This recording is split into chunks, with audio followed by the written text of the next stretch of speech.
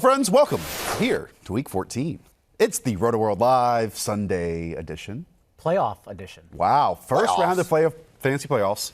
Very important week for all of you out there. That's why we're here for the next 45 minutes leading up until kickoff, going through the matchups, the game previews, and most importantly, answering your start-sit questions. And Ian Hartitz is going to do that. John Daigle's going to do that. And maybe I'll help out every once in a while. So get in your viewer questions in the Twitch and YouTube chat. And really, they're the foundation of the show. So we'll get to them throughout this episode. All right.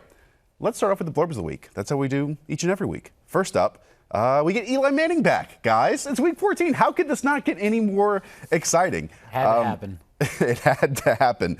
Look, we know that this is the Monday Night Football game, so it's not happening today. But this Eli Manning team and the Giants are facing the Philadelphia Eagles, a secondary that has gotten beat up quite a bit this year. So what does Eli change for people like Saquon Barkley, change for maybe a Sterling Shepard? So, yes, they got beat up bad last week. We all saw Devontae Parker make 10 contested catches downfield. Like, the guy was awesome. With that said, before then, we did see them transition from god-awful defense to not that bad. I mean, the 4 previous weeks, 13 points to the Bills, 14 Bears, 17 the Patriots and Seahawks, then obviously 37 the Dolphins. So it's not a spot we need to fear, but I don't know that you should be rushing to put these Giants wide receivers in your lineups necessarily. The one surprising difference, because I think when Daniel Jones came in, one of the things we said was, okay, here's a guy that's going to not be afraid to throw downfield like Eli. You know, he can do these different things. Daniel Jones, 10.3% deep ball rate this year. Last year, Eli was 12.8. I mean, Eli's, I'm not saying his arm is strong, but he's not as hesitant to throw downfield, I think, as we give him credit for. I think it just gives Barkley more opportunity in the passing game. For sure. Because Daniel Jones was still going downfield. And just Barkley last year with Manning averaged a full target per game more. So just more opportunity, which is great for Barkley right now because he needs all the help he can get. And I still think the Eagles can rush the passer with some individual pieces that they have. Yeah. So at least it'll be interesting. It'll be telling to see what the Giants have now in Daniel Jones versus what they used to have in Eli Manning for this one game. We've seen Daniel Jones, like you said, throw down the field. We've also seen him throw interceptions and fumble the ball, but at least he takes those chances that Eli certainly does not. So, yeah, I mean, Saquon getting 8 targets in this game, certainly not a possibility at all. And it's a slight downgrade, as you said, to Eagles defense, but they're still one of the top streamers of the week. All right, next blurb. Le'Veon Bell is out today against the Miami Dolphins. Look, many of you probably in your first round of the playoffs did not draft Le'Veon Bell. If you made it to the playoffs drafting Le'Veon Bell at the end of round 1, good on you. But this does open up a door, a path to someone else most likely getting some opportunity. Ty Montgomery, Bilal Powell. He's nodding his head. Ian's shaking his head because this was even a discussion prior to the show kicking off. It was. Well, Ian and I are on different sides of the spectrum here. I think it's going to be a majority of Bilal Powell. Yes, they'll be involved. I think Josh Adams' involvement is overblown. But again, that's why Ian disagrees, because it is just guesswork more than anything. Yeah, and I feel like everyone's big kind of excuse, not excuse, but they say, okay, well, even if it is kind of a committee situation, they're playing the Dolphins. The Jets just scored 6 points on the Bengals last week. Like, this has been a god-awful offense for almost the entire season. I'm not giving them the benefit of the doubt. And I do think Bilal Powell will probably be the lead back, but I think it's going to be closer to 50% than like an 80% workhorse role, because Ty Montgomery has been nearly as involved throughout the season. And like we said, we don't know what we're going to get with Josh Adams. So there's a lot of uncertainty there and a bad offense. Look, if it's Bilal Powell versus some boomer bust, field stretching wide receiver, okay, I get it. Take the touches. But, I mean, I'm hearing them like versus Kenyon Drake versus guys that we know who they are in good offenses. So take the more of the sure thing, because I just don't think the ceiling's there. It'd be tough to rely on any one of those backs in the first round of the playoffs. And the matchup, I think, bodes well for Powell. Like, yes, this offense can just absolutely crater as it's done week to week, but this game the total has increased throughout the week, nearly a full field goal. We expect it to go over. We don't expect the Dolphins to have much issue scoring, because the Jets missing 3 cornerbacks, missing Jamal Adams is such an important piece. So I just like getting pieces of this matchup as a whole, and I think Powell lets us do that on 15-plus touches. I will just say real quick, we always talk about how important offensive lines are for running games, obviously more important than running backs. There are 2 offensive lines averaging fewer than 1 yard before contact this season. Both of these? Jets and Dolphins. Yeah. There you go. Before we move on, do want to point you in the direction of the Rotoworld Football Podcast. As hopefully all of you know, every Monday morning in time for your commute, we'll have every single one of these games this football Sunday recapped, short form. I talk to every single one of the blurbers. He stays up late for you, so please go subscribe and like. Super late. I lose sleep. So go, and again, like Daigle said, subscribe to the Rotoworld Football Podcast right now. It's on Spotify, it's on iTunes, Stitcher, wherever you're looking and downloading your podcast. All right, let's hit some viewer questions. Let's start off with Luke Pitt, Drew Brees or Ryan Fitzpatrick. We were just talking about taking advantage of that Jets secondary. We know that Ryan Fitzpatrick and Devontae Parker have had an unreal connection. We just saw on the rankings before this, Pat has Devontae Parker as a top 10 wide receiver. So if Devontae Parker has a good week, most likely Ryan Fitzpatrick has a good week as well. I'm feeling Breeze here. This has been too long without a Fitzpatrick game that he's just blown up in. A meltdown is what you're possibly looking at. And look, it's a good matchup. Like, it's both sides of this game have a good matchup. Both defenses are bad, but both offenses are not good either. So I would go with Breeze. And it's Breeze facing the 49ers defense, a 49ers defense that can rush the passer up front, that has plenty of talent in the back half as well. And we know Drew Brees has just a couple of weapons that he's focusing on. It's so close, and I know it's important to nitpick and get these right. It's so close. Breeze is huge. That's huge. Breeze at home is a plus. I'm still going Fitzpatrick, and yes, Fitzpatrick, as we know, is due for just a bottoming out game. But I just love that matchup for him. It's such a good matchup. With the cornerbacks out, that helps.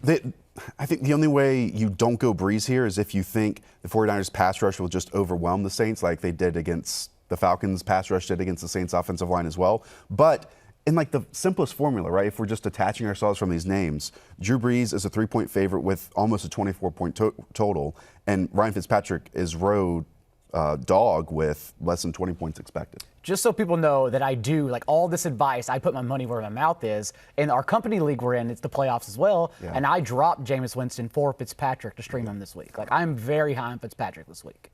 Fez also asked why we are so low on Ryan Fitzpatrick this week. Hopefully we just answered your question. All right.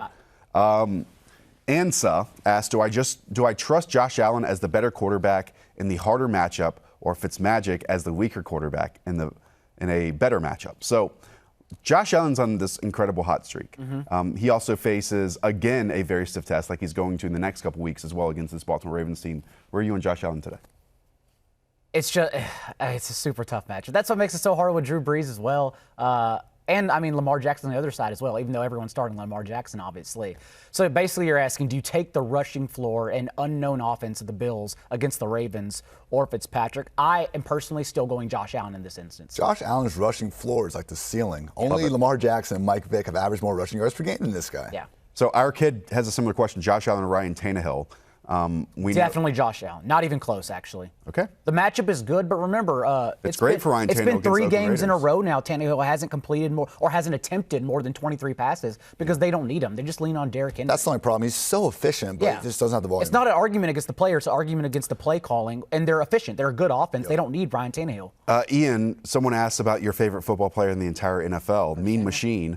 Nope. Auden Tate or John Ross? Half-point PPR. The battle of the Bengals wide receivers here. I'm going Auden Tate here. Like, we have already gotten confirmation from Zach Taylor that they're not going to put John Ross out there for a majority snap, so you just got to play the volume game. You picked up John Ross for his Week 16 matchup against the Dolphins. You did not pick him up for this week.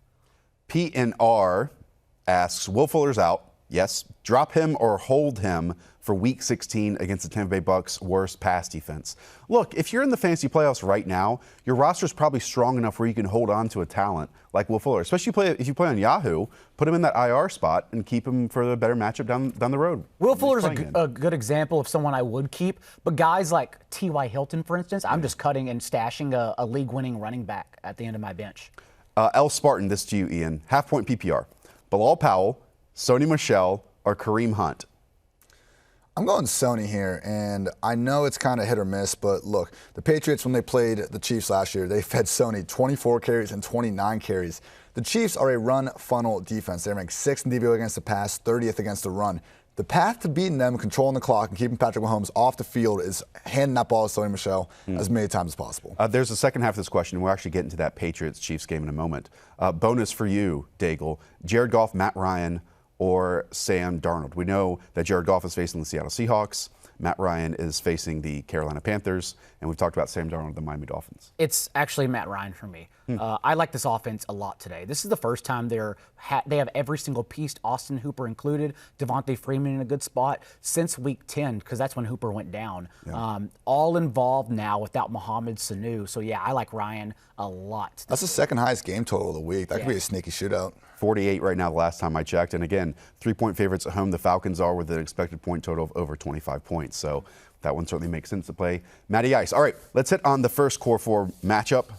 That is the San Francisco 49ers at the New Orleans Saints. 44 total in this one. Obviously, both teams are 10-2. The Saints at home are 3-point favorites. Let's start off with this. Ian, if there was one person in San Francisco's backfield, just as an individual piece, it would be maybe a fantasy winner so far this season. But there's not. It's been Matt Breida, it's been Raheem Mostert, and it's been Tevin Coleman. We've seen each one have their own individual games. So which one are you trusting today, if anyone? I don't think anyone, because even when those guys had their individual games, at the very least, we could still start them because we knew there was two of them. For the last few weeks, it's been Coleman and Mostert. Before Breida got hurt, it was Breida and Coleman. When Coleman was hurt, it was Breida and Mostert. You know, Jeff Wilson gets a couple snaps, but he's never really been super involved. Now, after the game Mostert had last week, I think Shanahan's even confirmed, like, all three guys are going to be getting the ball because Breida is way too good to be healthy and on the bench.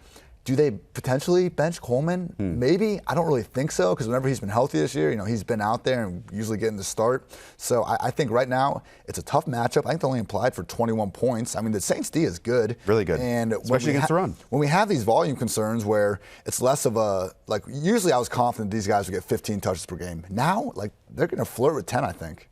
The last two times, and this is what I keep coming back to, that Shanahan with the Falcons played the Saints, they scored over 34 points in both games. I don't know if we can trust anyone per se, but I do like starting Mostert and Breida as a flex option now, I think, behind Mostert. But that's just what it is. It's thinking.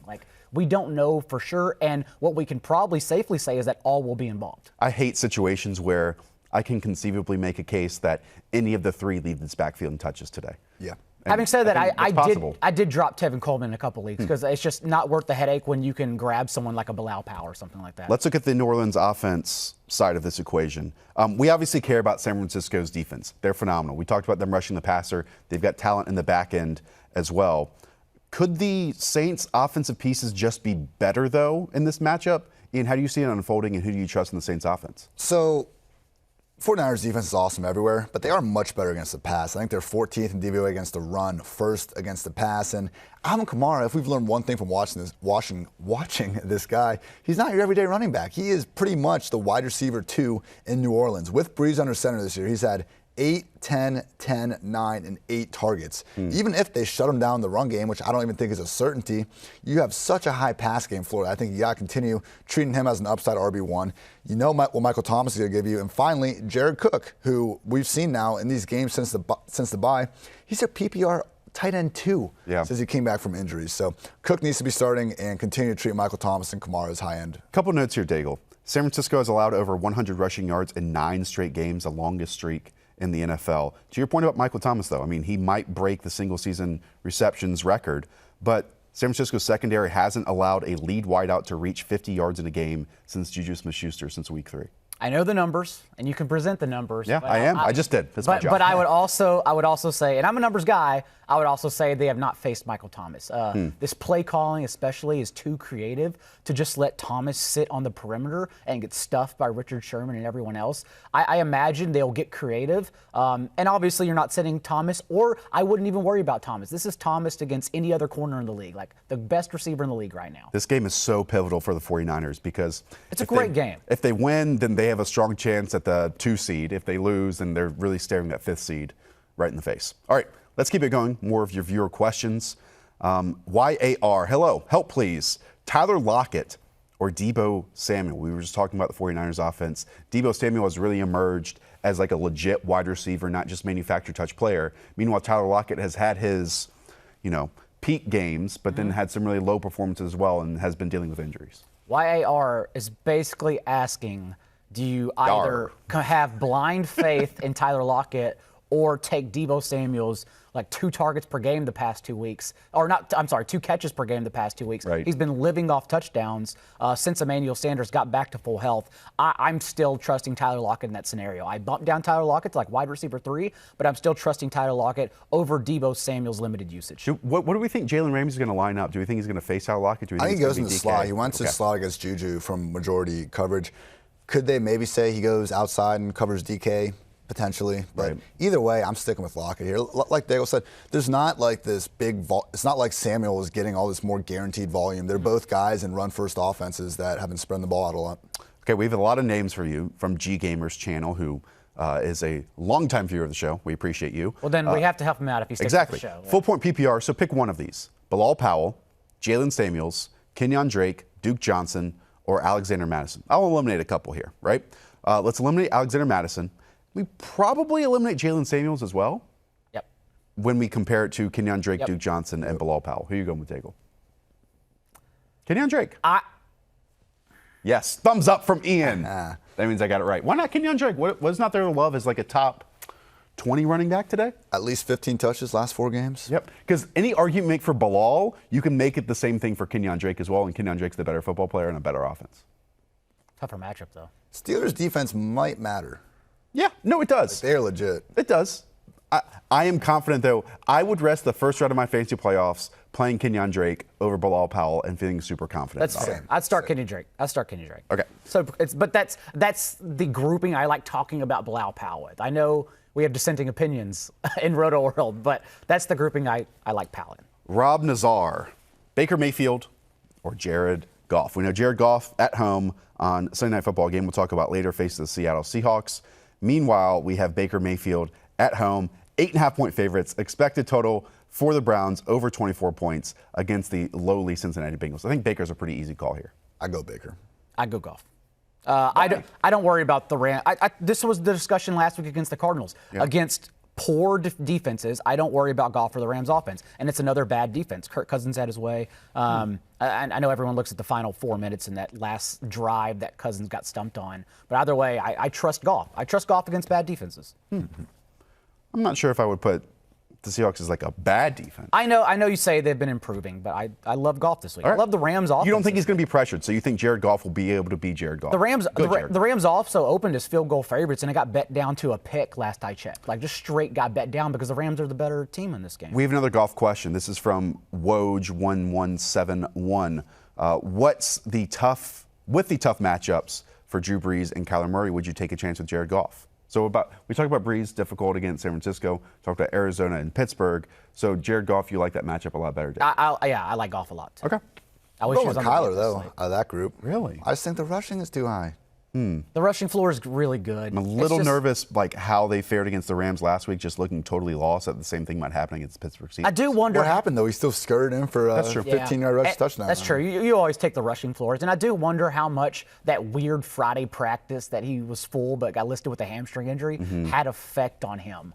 He looked healthy enough, and then was completely off the injury report this week. It was just a weird game all around. It was. A division game as well. Brown Magic, flex play, and standard. Keep in mind it's standard. Darius Geis, Rashad Penny, or Jamal Williams. We've seen this Green Bay rushing game be split down the middle at 50-50. You know, the trap a prop is all about Aaron Jones this week, though. Meanwhile, you have Rashad Penny, who's getting 50% of that Seattle backfield as well. This one I can see down the middle in a lot of scenarios. It's very close. I actually lean Penny. And the thing with Geis, he was not only the second running back, he was the third running back on his own team in snaps last week because they're playing Chris Thompson all the passing downs. Adrian Peterson's still getting his.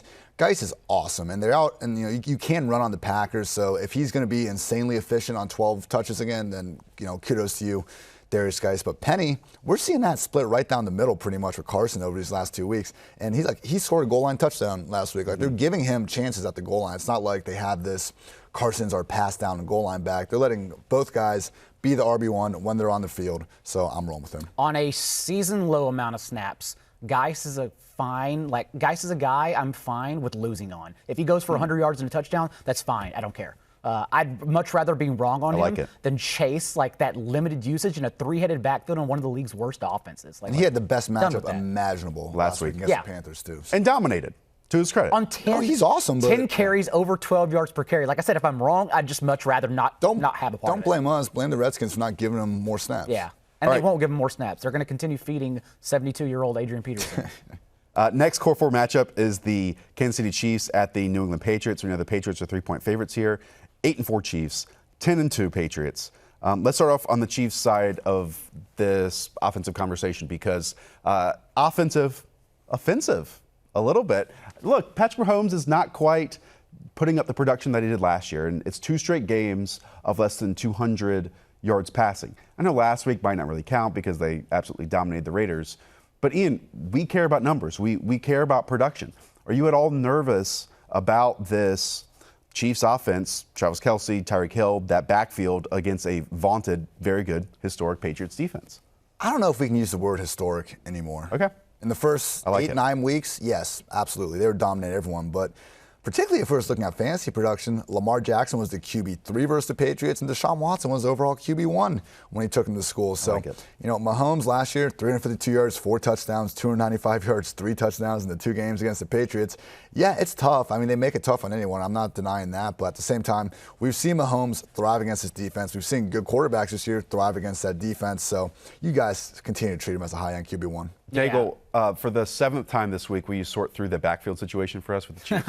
I've talked about the backfield so much. It comes down to coach speak. That's what's being sprinkled in here because Andy Reid even said he knows LaShawn McCoy better than anyone, and he understands he has to manage the reps. I believe with Damian Williams out, with Darrell Williams to injured reserve, I do believe Darwin Thompson leads this backfield in touches. And I wrote in the Saturday injury column, I even put my name on it. I said, if you have a choice one-on-one, McCoy or Darwin, I'm starting Darwin, which I have done in leagues, over McCoy straight up. It is a guess. It is a guess. Yeah. But I think all the hints we've seen lead us to believe that Darwin, because the coaches want it to happen, Darwin will lead this backfield in touches. I also think the coaches want to limit LaShawn McCoy for the remainder of the season.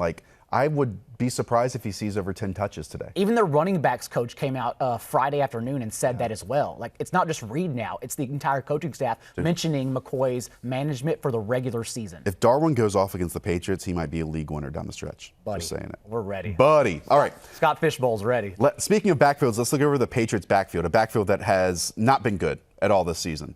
Despite it being great at the end of last year. Meanwhile, you have another really bad unit in the Chiefs' run defense, one of the worst units in the NFL in that spot. As you can see here, look how many rushing yards per game, 141 they are giving up. Meanwhile, they've been very good against the pass. So, Ian, if my football math breaks down correctly, the Patriots can run the football on the Chiefs. However, who's going to get that production? Seems like Sony Michel, but at the same time, we've been burned by him a lot this year in similarly good spots, but I think we got to keep going back to him. We were talking about the other question, this was their strategy when they played the Chiefs last year. Pound Sony Michel, keep the ball out of Mahomes' hands. I guess we can go back to James White, but with that said, 2 weeks ago against the Cowboys, he had under 5 touches that entire game. Last week, he really got going because they were in comeback mode, and that last kind of mop-up drive, he was just pretty much sprinting down the field with no defenders touching him. So I'm okay firing up White, but still, he doesn't give you much of a ceiling as long as Rex Burkhead's active. Sony, though, I think low-end RB2 with upside for more is a pretty reasonable spot.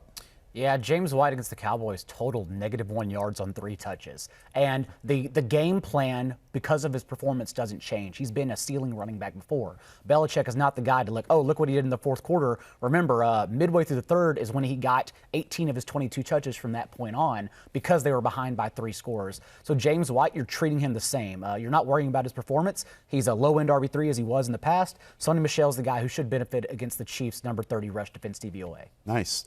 Daigle, you want to tell the people about rotoworld.com/DFS and the TFS tool? I actually have Ian here, too, this time. Yeah, you guys went through it. Usually I do the show, and we don't have Ian here. But rotoworld.com/DFS, you can go for the DFS toolkit and use what we do on Thursdays for the Rotoworld Buildings Block show, the fantasy points per dollar tool, the projections tool. We use the starting lineup tool until my computer broke earlier this week on the show. Ooh. So it was terrific, but you can always go to rotoworld.com/DFS.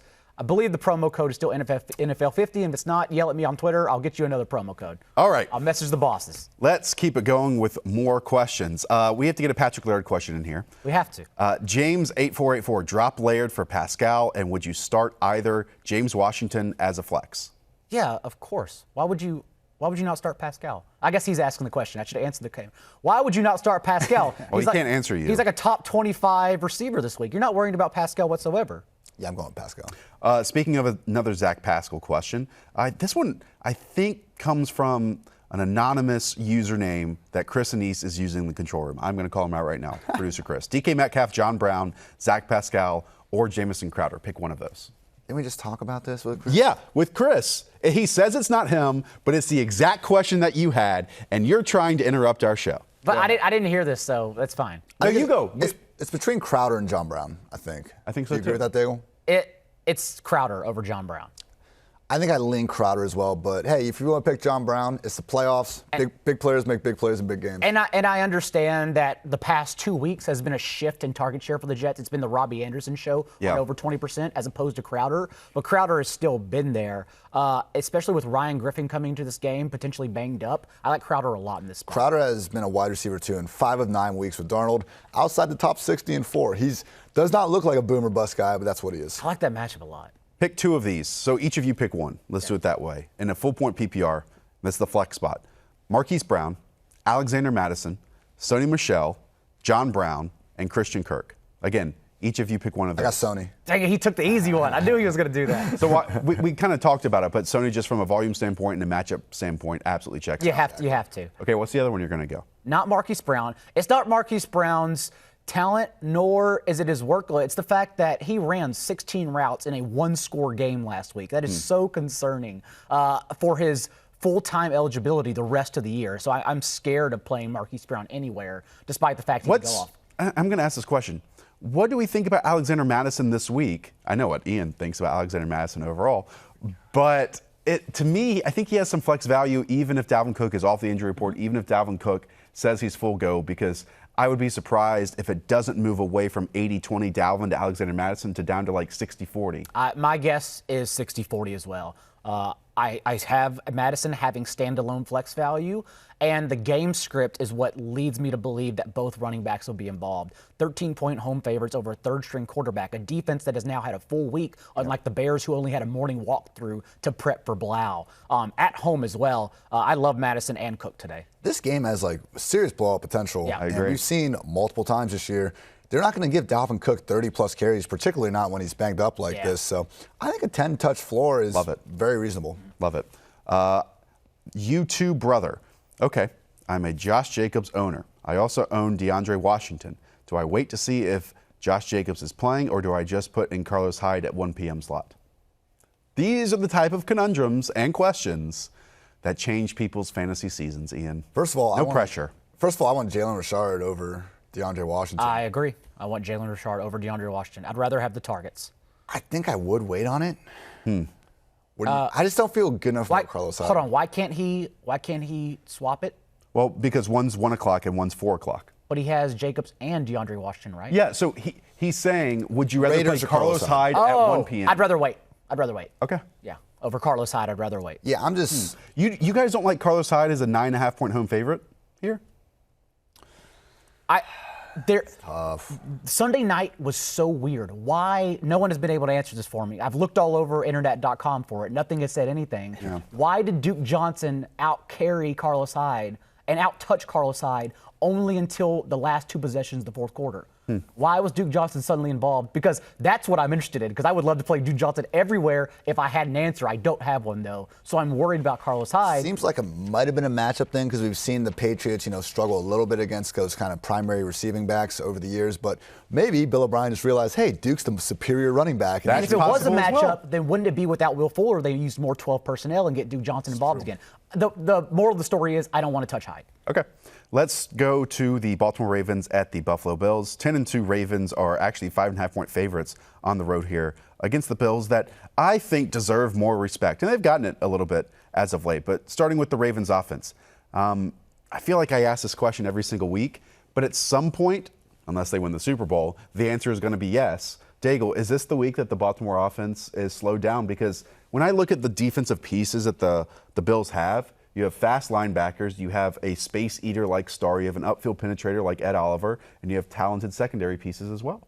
It is their toughest match to date. I do believe they are slowed down in this one. I think much like last week, it will be a competitive game because we have a Bills team that is not peaking, but they are getting up there. They are learning more about themselves every single week, and that's what makes this such a good matchup.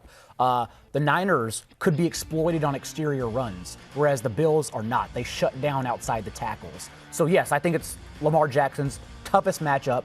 I think they are slowed down as a whole. Having said that, you were only starting Andrews, Jackson, and Ingram anyways. And I still like all three of those. Ingram especially because he shouldn't come off of the field in a one-score game. Week 12, they gave up 244 yards on the ground at home to Denver. I mean, look, this Bills defense is very good, and we've seen this with a lot of good defenses where they're much better against the pass than the run.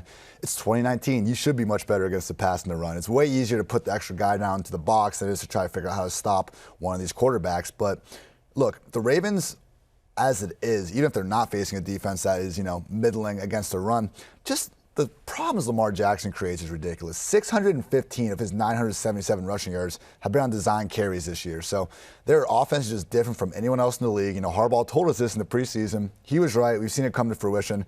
Like you said, there's only 3 guys you're playing from this offense anyway, and I don't think the matchup should really cause any hesitations. I thought Ingram was going to be the chopper, honestly. He was last week. Yeah, I thought. It's flat lag chopper. I never specify the week, so. That's actually safe. So this is a streak of games where Josh Allen is going to be tested. He faced the Baltimore Ravens today, then the Pittsburgh Steelers. What a good game. Then the New England Patriots the week after that. That's 3 straight very good defenses. We also know that Josh Allen, though, is on a hot streak. We've talked a lot about John Brown and Allen already. But what do you think Allen will do against this Ravens defense, a defense that can rush the passer and obviously create some turnovers in the back half as well? Well, if they get inside the 10-yard line, I bet Josh Allen's going to be doing a touchdown dance shortly after. He's the goal line back, man. Todd Gurley, Derrick Henry, Aaron Jones, Christian McCaffrey. That's the only players with more rushing touchdowns than Josh Allen since week 1 of last year. I mean, it truly is ridiculous, this guy's rushing floor. And look, the Ravens, like the Bills, I think the Ravens are a good defense. I think the Bills are a good defense. Yeah. Maybe even great, but Ravens are number 3 in pass DVOA, number 25 against the rush. We've seen the Bills. They want to run the ball. They've been trying to run the ball all season, and I think it kind of sets up well. I mean, I don't think it goes too high, but this game could be a little bit of a shootout. Interesting. The total right now is just 43.5. Daigle, Devin Singletary has come on as of late, caught a touchdown pass from John Brown last week. Are you confident in playing him against this Ravens defense? Absolutely. This Ravens defense is number 10 in yards per carry allowed, 4.5. In the entire league. And Devin Singletary, as we know, is just taking this backfield away from Frank Gore. He's the more explosive player. He's the player you have to have on the field in a competitive game. So, yeah, I like him a lot today. And we know if I had my own weather forecast show, I'd just say this doesn't matter at all. Having said that, whenever you have a deep ball quarterback like Josh Allen, if winds sustained are 25 miles an hour, it may matter. So it would be a little more reason to get Singletary involved. I mean, if you had your own weather-based show and you just said, this doesn't matter at all, then that's not much of a show. That's why I don't have it, honestly. Yeah. Okay. Afro Angel, which is just a wonderful username. Super help needed. We've got you covered. Full point PPR, sit one of these. Okay, Ian? Tyler Lockett, DJ Chark, and Zach Pascal. Oh, man. So it's really Lockett versus Pascal. I know the answer. I think it's Lockett. It is Lockett. You're sitting. It pains me to say this. But yeah, no, it's just in targets. I mean, we know Pascal's going to see more than 5 targets. Lockett's seen 5 targets the last 2 weeks. And obviously, Pascal has a fantastic matchup as well. Yep. Just how thin the Colts receiving room is now without T.Y. Hilton, Devin Funchess, Chester Rogers. They have no choice but to continue allowing Pascal to play every down. He ran around on every single drop back last week. He's going to do it again this week. All right. Let me scroll down here. Jamison Crowder, LaShawn McCoy, or Darius Geis in full point PPR. This is from the Baked Lemon. Easy. Jamison Crowder. Yeah, also, Baked Lemon is a constant. He always tunes in, so thank you for that. Or she. I do get a little nervous about some of these usernames at times. Like I've stumbled and said, a combination of words that I shouldn't have said. So I don't know if the Baked Lemon has a different meaning to it. But we're going to go that you're an honest person. Okay, Mr. BBB. Miles Sanders, Devin Singletary, or DK Metcalf? Prayer emoji. Miles Sanders is someone we have not talked about at all for quite a bit of the season. Yet now is the time, with Jordan Howard out, with this Eagles team wanting to run the football against a pretty bad New York Giants team in general, Miles Sanders could be I could see it a top 12 running back this week. I think it's easily Miles Sanders. I mean, Doug Peterson got to Philly in 2016. Miles Sanders' last 3 weeks has the 3 highest single-game snap rates of anyone. I mean, Peterson has always used a committee, but with Howard out, they've leaned on Miles, so I think they're going to keep doing that. More to that past 3 weeks usage, 86% snaps in that time for Sanders, 100% of their running back targets, and all of their running back touches inside the 10. Sanders is on the field every single play. You can't bench him right now. Let's take a look at running backs that are not good, but have a lot of volume. This one comes from CDL 1967, who asked this question. I will ask the same one. How am I still alive with this team? Because this person wants to know Bilal Powell or Benny Snell in standard. That is a good question. I would go Bilal Powell because Snell has very similar workload questions, snap touches, and I wish we had another option. But nope, that's it. To me, I mean, I'm on the high end of Powell on this stage. I understand that, but I have no issues starting Powell much higher over Snell. Snell is still just he doesn't even get targets. Like 1 target per game in his past 2 weeks. That's still Jalen Samuels' role. Jalen Samuels has run 30 routes to Snell's 7 the past 2 weeks. He's just a guy who gets carries, and you have to hope he stumbles into the end zone. That's it. Emilia 23, Austin Hooper or Darren Waller in standard? I will answer this question. I'm definitely going Darren Waller. I mean, this is a situation where Darren Waller caught 100 yards last week. That's what he racked up, and he doesn't have Hunter Renfrow to deal with in the slot. So I think Darren Waller's a top 5 tight end play this week. Yeah, I mean, look, we saw Hooper put up insane numbers, but even when he was putting up those numbers, he was always the number 3 or 4 pass game option. But when the Falcons get down multiple scores, it becomes the Austin Hooper show. What's the consequence of starting Waller? Like, there's much greater consequences to starting Hooper because we don't know. Like, I'm pretty certain he's going to return and be a top 5 tight end. But when you already have a top 5 end, like, what's the point? Just start Waller. Let's finish out the core 4 matchups with this 4th game. It's Sunday Night Football. Yay! Seattle Seahawks at the LA Rams on the road. The 10-2 Seahawks are 1-point favorites against the 7-5 Rams. But the Rams had a bounce back week last week. Yes, they did. Get right spot. But we'll start off with Seattle's question. Are both Penny and Chris Carson startable? We've kind of answered this question as the show goes on. I know you're probably ranking Chris Carson ahead of Rashad Penny, but they basically split the touches down the middle last week. Yeah, I mean, we have 2 weeks now where both have been involved, and Carson's averaging 18.5 combined carries and targets, and Penny's at 17.5. And again, it's not like one of them's getting way more fantasy-friendly opportunities than the other one. They're being used interchangeably. They're in a top 5 scoring offense that wants to run the ball, and now that they have 2 running backs they can run the ball with, they're doing it more than ever. So, yeah, I think both of them are low-end RB2s. And just visually, I think Rashad Penny is playing the best football he's ever played. He was never like bad. It was just Carson was so good that didn't make sense to put Penny out there. He averaged like 4.9 yards per carry as a rookie or something. They're different types of players, and I think they prefer Carson's more physical running style. But no, Penny's good. 39 snaps for Carson last week, 35 for Penny. It is a full-blown timeshare. And remember, they're friends. That actually matters because they like coming off the field for one another. It's a true timeshare. Imagine being friends with people you work with. I know. Okay, I see it. Let's go to the Rams side of this. Do we get good Jared Goff, Todd Gurley, and company, which I would throw in Robert Woods as well? Again, last week we got against the Arizona Cardinals. Awful defense. Not saying Seattle is like Pittsburgh or Buffalo or Baltimore or New England, any of those types, but they do have Jadeveon Clowney up front. They do have Shaq Griffin on the outside. We have seen Diggs in the back, Quandre Diggs being a good safety. How do you think the Rams are going to fare? I think the Rams will fare just fine, but more importantly, we shouldn't worry about how they're fair because it's the same guys who are going to get touches. Robert Woods in his last 3 games has a 31% target share, has actually overtaken Cooper Kupp as the safer play weekly the past 3 games. Todd Gurley, as we saw Sean McVay midweek come out and say, I was an idiot for not getting more touches. We have that Ravens game, that blowout baked in between, but Todd Gurley, 28 touches, a blowout he was taken off the field for, and then 20 touches last week. He's become an every down running back again, just like when he was healthy last year. So you're just going back to those guys and trusting them, and more importantly, trusting Goff against a below average secondary. And I think early on in Goff's career, Seahawks gave him trouble, but that has not been the case recently. I know it's different teams, but last 4 games against the Seahawks, Rams scored 42, 33, 36, and earlier this season, 29 points. So they seem to kind of have that unit figured out. I agree. I'd add Tyler Higbee to the equation of guys you can rely on with Gerald Everett out. And, yeah, Gurley, Woods, Kupp, Higbee. I don't think we can go to Brandon Cooks. It's just too much boom or bust at this point. I hear you. Since this is a wonderful Sunday Night Football matchup, I do want to point you to the all-new Sunday Night 7 game on the NBC Sports Predictor app. It's free and easy to play. Just make 7 simple predictions about what will happen in Sunday Night Football for your chance at the $2 million in guaranteed cash prizes this season. $100,000 is up for grabs in each contest. That means tonight, $100,000, $100K is up for grabs. All right, let's answer questions for the remainder of the show. Why not? Sure. It's for the people. It's an important week. I'm going to test your Darwin Thompson love here, Daigle. I'm fair. I'm fine with that. Sox Pats fan, Darwin Thompson or Sony Michel? Sony Michel. All right.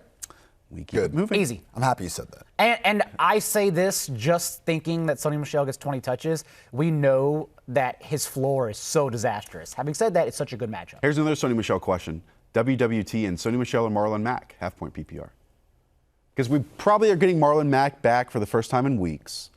Terrible matchup against a Buccaneers defense that just refuses to let teams run on them. Right. Even And pass all over them. No matter how bad their pass defense gets, they're just... So I guess you go Sony. Take this however you want, but Frank Reich did come out and say that they are managing Mack's workload in this game. He said all 4 backs will dress, and they're all 4 active, and he said that it's still going to be a rotation. Dieter B. Lamar in the weather or Aaron Rodgers? It's Lamar. It's Lamar. Love it. That's Okay. That's so easy. No, I'm not even starting Mahomes over Lamar. I'm just starting Lamar. I mean, it's that easy. Lamar Jackson. Don't get yourself stressed. Fantasy laud. Odell Beckham, Alexander Madison, or Tyrell Williams? OBJ, I mean, there's a lot of stuff coming out. I mean, he had that not presser this week, but interview this week with the media saying, like, I don't know where I'm going to play next year. Also came out that he might need surgery, hernia surgery. He obviously is getting far fewer targets than Jarvis Landry on a weekly basis. But is that enough to play someone like Alexander Madison who might get 10 touches this week? Short answer, no. Yeah. Continue to fire up OBJ. You know, you're in a fantasy playoffs with this guy. I'm sure you drafted him high up. He's playing the Bengals this week. He's got the Cardinals next week. Like, I know it's been a disappointing season, but there is a scenario where if he can gut through it, which he hasn't had the targets, but he's still playing a full-time role. He's 90% snaps in all these games. There's still a small chance that OBJ could salvage his fantasy season. He's due for positive touchdown regression as well. Will Landry outperform him? Yes. However, I still trust Beckham as a top 20 play. Mr. Happa 808, Chris Carson or Robert Woods in full point PPR? Great team you have. Are you going to go with Robert Woods here, or are you going to go with the back that's going to get 15 touches no matter what? I lean towards the back getting 15 touches. It's just Woods is crushing it lately. Maybe he'll keep crushing it, but I just can't trust this Rams offense that much. I think it's Carson, and I say that as someone, the minority probably, who believes Woods sees 10 targets tonight. I think the answer is still Carson. Shasta, Joe Mixon, or Miles Sanders in half-point PPR. I feel like Miles Sanders is the play. Yeah, but Mixon has been balling. I'd be curious who they're sitting down with that. Because, I mean, last 4 games, and especially last week, maybe it was because they actually had a lead for once. We haven't seen that much out of Cincinnati this season. But Mixon finally kind of took over that backfield from Giovanni Bernard. This was a near 50-50 split for the first part of the season. But last week, finally, we saw Mixon get closer to that 80% range, dominated most of the targets and carries. So I still go Miles. He's got that even bigger workhorse role. But try to get Mixon in your lineup, too. Yeah, he got all but 2 of their carries, all but 2 of their targets. It's like when they put Andy Dalton back under center, they're like, okay, we're going back to what the offense we intended to have all year, and then just threw Joe Mixon back there full time. And closing this question from Pant Pikachu, Jamison Crowder or James Washington in Standard? Standard does switch it up a little bit because with James Washington, you might only get, like last week, 3 catches for 100-plus yards and a touchdown, or all 3 of those can be poorly thrown passes that go incomplete and he not get anything. Versus Jamison Crowder, who, has an ADOT of probably, 6.9 yards this year and might rack up 7 receptions in this game. I'm still going Crowder. Duck Hodges in his 2 starts this year has thrown 20 and 21 passes. Yeah. Hey, James Washington is completely balling out. He's making the most of his opportunities, but give me the guy that's probably getting twice as many opportunities. I'm going Crowder as well. Like I said, I like Crowder today. I don't mind putting my name on him. That does it for us. Ladies and gentlemen, thank you for tuning in. We appreciate you. As always, go and subscribe to the Rotoworld Football Podcast so you can hear more of this scratchy voice tomorrow morning on the way to work. That's Ian Hartitz. That's John Daigle. Talk to you all. Have a great Week 14 and good luck.